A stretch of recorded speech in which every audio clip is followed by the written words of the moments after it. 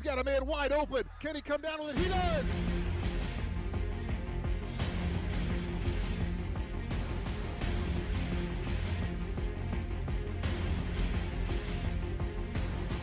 Hey, we're not done! Let's go!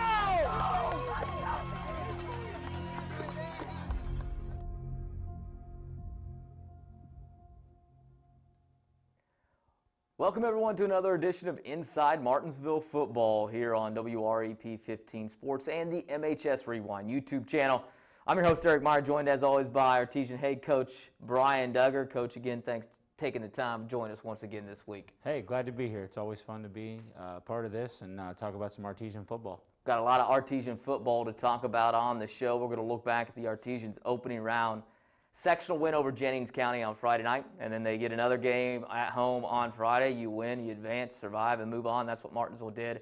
And it'll be a rematch on Friday night as the Greenwood Woodmen will come to town. But, Coach, first, congratulations. Big win, first sectional win as the head coach here at Martinsville over your good buddy at Jennings County. Yeah, it was a fun night. You know, we played well. We right off the bat, we came out and we were fired up and ready to go.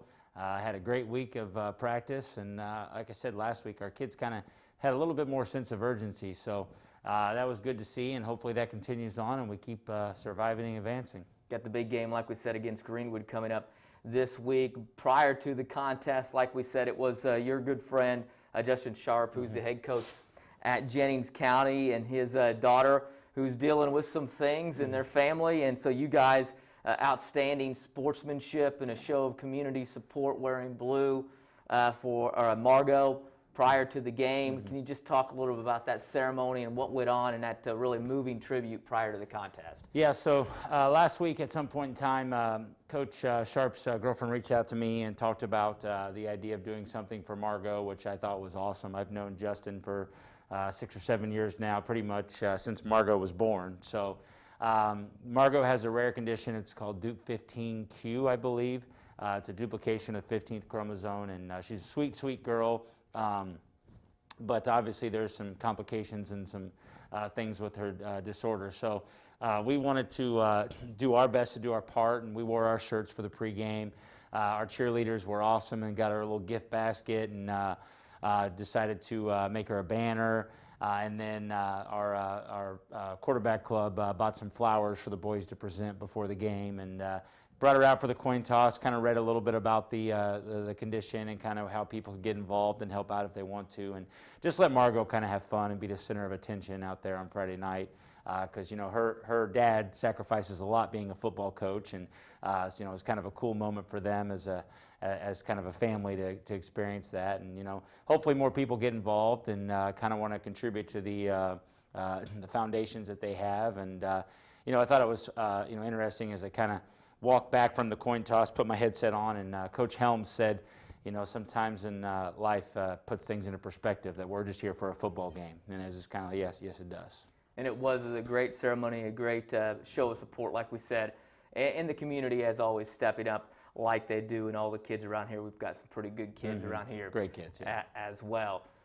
Contest, though, that pregame ceremony delayed just a little bit by the torrential downpour that hit just prior to the game. We were up in the press box, and the play-by-play person said, we may have a little bit of an issue in a few minutes. There's a big spot of yellow and red, and we got drenched.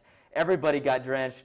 How does that impact how you guys prepare and what you guys were trying to do for the game on Friday night? Yeah, we got kind of lucky that we only got delayed by about 15 or 20 minutes. I know some places in the state didn't start till like 8:30, 8:40, so that would have been a grind. And we just told our kids to kind of relax and stay ready, and when we get out there, we'll do a quick warm-up again, and we'll play football. And so it was that simple, really. I mean, it wasn't that overly complicated. That's exactly what you guys did, too. You said you got off to a great start, and that you did. You came out, and first play from scrimmage, 80-yard touchdown run by Tyler Coxon. It looked like a little bit of a new wrinkle on a run that Tyler was able to take up the middle and score on.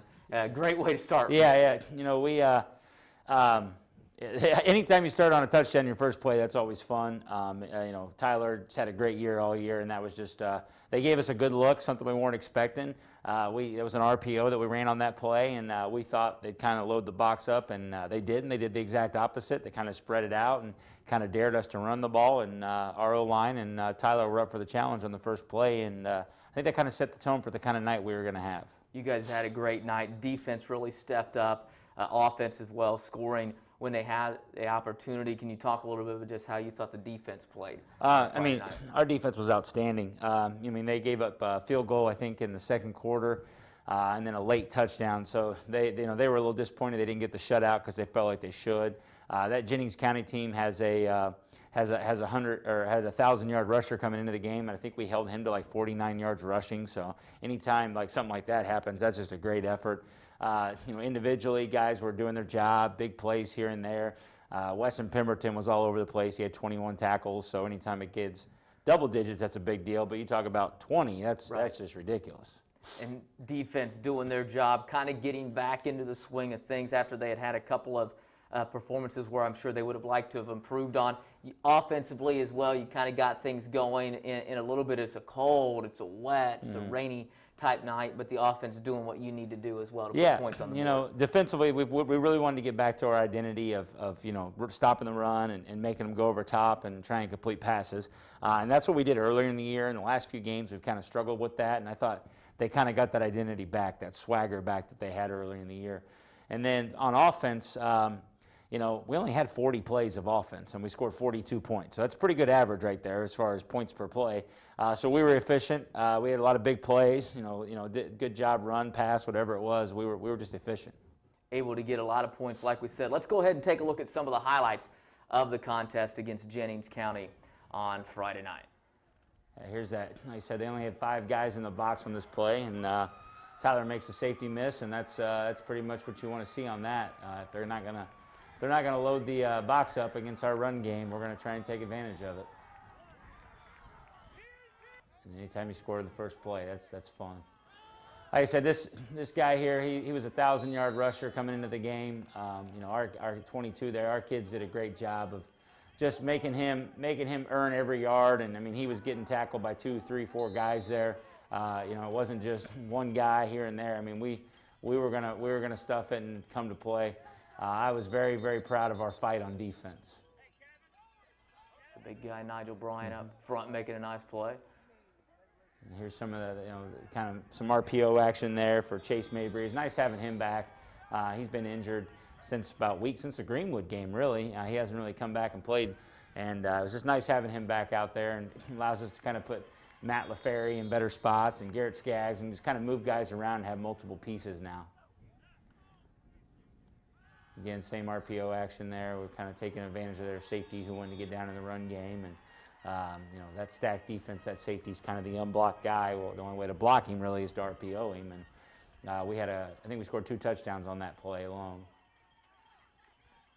Here we go again. Just like there's one at Weston, just big night for Weston, and Bo there flying around with a big hit there. That was our big hit of the game, and they called it an illegal hit. I don't know that it was, but we'll allow him to fly around and keep playing like that.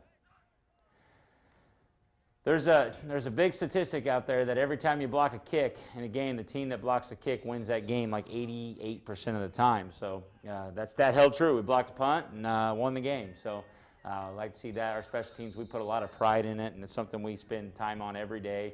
And our kids have really bought into winning the special teams battle.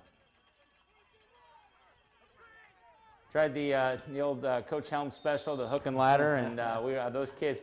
Trevor Moskrip came up afterwards and said, "You can't run the hook and ladder against us. We all know it." So they were prepared for it, and they sat on it pretty well there. Yeah, that clip last there, that gang tackle, that's what we just really like to see. All those guys flying to the ball. Again, able to put Matt LaFerry in some different spots. Obviously Matt's kind of our leader out wide and our go-to guy, and when we can move him to different spots, that's a big win for us. It's good to see Tyrus come in and make some big throws late, kind of get going again, and there's that RPO action that Chase scored on too. That's twice there, and just big night for Chase Mabry. Good having him back. Again, Weston coming up and making a big stick that time. A lot of tackles for losses on this, and that's what we want to see here. And Caden Long, our ball hawk back there, I don't know how many that is on the year for him, but he's catching up to Larry there on interceptions, and he just does a good job back there, kind of found a role and a niche for himself, and it's allowed us to move Weston up and kind of do some different things. Who comes up with the uniform combinations for the game? Well, we kind of kind of do that. Coaching staff kind of talks about it, and then we kind of talk to the players about it a little bit. But we wanted to wear blue because the whole blue out for Margot, and I noticed that someone had told me we had never worn the gold pants with the blue, and that was something that goes back to a long, long time ago with the Artesian City with the boys basketball team. So I said, why not give it a shot? What do we got to lose? So and the kids kind of liked it, so we may stick with it. Went with the wells on the helmet. I'm a huge fan of the well. I know a lot of people aren't a big fan of the well. I like the wells. The wells is we're going back old school for the tournament. Going back old school for the tournament, and you've got a Greenwood Woodman Ball Club coming up. Last time you played Greenwood, it goes overtime, and you guys end up coming out with the win. We got highlights here of the last couple of plays here in overtime. And first one, it's where Chase, I think, probably got hurt. I think he does get hurt on this play. He was a little banged up before this, but you kind of see, I think this was the play where that hit finally gave on him. And big catch there to get us our first touchdown. And Ethan made the kick. They came down and scored and went for two. And we just had a big gang tackle right there to kind of win the game on the two-point conversion.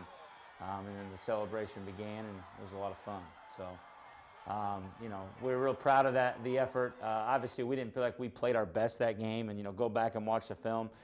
We made a lot of mistakes, and that's why we were down 14 going into the fourth quarter. So we made a big rally late. We got hot and started completing some passes, a couple big touchdowns, and forced overtime, and then ended up winning the game late. So we feel like, we had 5 starters out that game because of COVID, and we feel like we're a full-strength team, and we feel like we're a better team than we were the first time we played them. So the news is great. You guys are able to beat Greenwood that first time. On the flip side of it, gives them a little bit of extra added motivation as well when you two guys get together on Friday night. And we talked about that on Monday, how they're going to be real eager and real excited for another opportunity against us. But kind of like I just said, I told our kid, we didn't play our best game. We got something to prove too. We didn't efficiently get stops, efficiently play a full game. We were a lot of mistakes, and it'd be nice having some of those guys we didn't have the first time too. So this is a really good Greenwood team. They're the team that nobody wants to play in the conference just because they play physical, they play fundamental,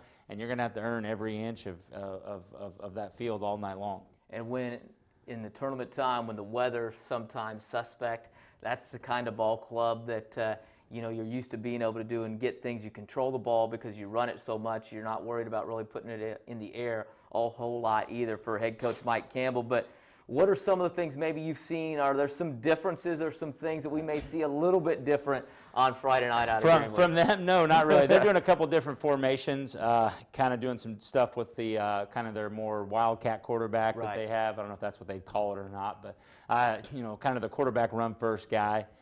They don't throw the ball much still. I mean, they're probably only going to throw the ball 2 or 3 times a game, and they try to lull you asleep a little bit and then hit you over top with a big one.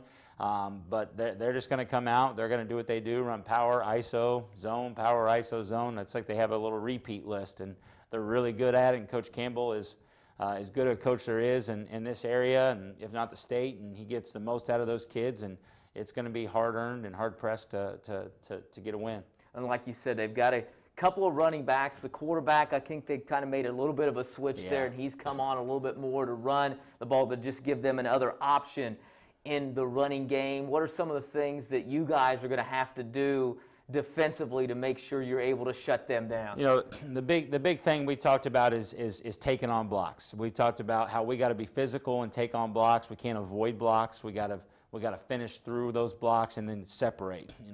What they want you to do is they want you to kind of get out of the way. They want you to get tired of pounding all night long, and those 3-4 yard runs become 10, 12, 30, 40 yard runs. And that's what we can't let happen. We got to play physical. We got to take on blocks, defeat blocks, and we got to finish tackles. On the flip side of that, what are you guys going to have to do on the offensive side to be successful? It's real similar to the first time we played them.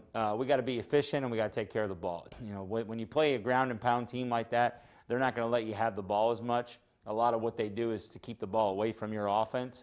So if you get 7 possessions, 8 possessions, you need to be efficient and score on as many of them as you can. And a big part of that's taking care of the football. How's practice gone this week for you guys? We've had a really good week of practice. We really have. Our kids are bought in. Our kids are excited. I think Monday I kind of gave a pregame speech to start the week, and everybody was real fired up in the coaches in the meeting room. And okay, now let's get to work, kind of thing. But I think we're ready. I think we're real excited in this opportunity, to chance to get a berth in the sectional championship game against a conference rival, and be fun. A lot of people still playing in the Mid-State Conference, a testament to the strength of the conference, but like we said, a huge game, like a huge crowd out there on Friday night. Yeah.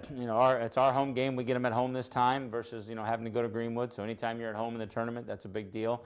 And hopefully our kids come out and the crowd gets going a little bit, and make it a tough environment for the Woodmen. All right, Coach, we appreciate it. We'll see you there on Friday night, and good luck. Yeah, thank you. Hope we do this again next week. I hope so, too. That's head coach Brian Duggar here inside Martinsville football. Artesian's coming up. It's the semifinals of the sectional as the Greenwood Woodmen will come to town. It will be round number 2 with Greenwood after Martinsville beat the Woodmen earlier in the season. Get out there, support the Artesians. If you can't, though, we'll have that game for you on the MHS Rewind YouTube channel. You won't have to pay for it. We don't usually charge anyway, but it's free in the tournament. And tune into our coverage. Our kids have been doing a fantastic job on the coverage of Artesian athletics all season long. I'd like to thank the head coach for coming in, for the head coach Brian Duggar, along with Cole Willingham and Blaine Maxwell, who came in to produce it. I'm Eric Meyer. Hopefully we'll see you again next week inside Martinsville football.